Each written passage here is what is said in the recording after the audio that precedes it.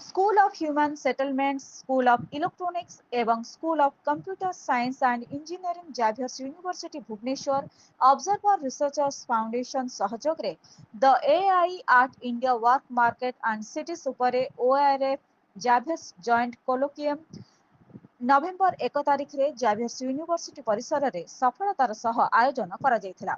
Electronics एवं सूचना प्रजुक्ति विद्या मंत्रालय तत्वावधान रे एक प्राक समारोह भावे एहाकु आयोजन करा जायथिला।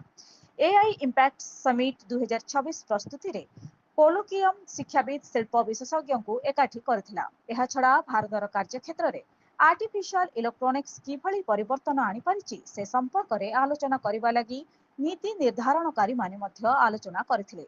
एही अधिवेशन रे प्रारंभ रे school of human settlements dean professor doctor Kajri Mishra स्वागत भाषण प्रदान करथिले। परे Xavier's university vice chancellor professor doctor father KS Kashmiri तांका वक्तव्य रखिथिले। एही अवसर रे ORF junior fellow Arya Rai Vardhan AI किपरि उत्पादकता दक्षता एवं सहर प्रशासन को नुआ रूप देउछि से संपर्क रे सूचना प्रदान करथिले।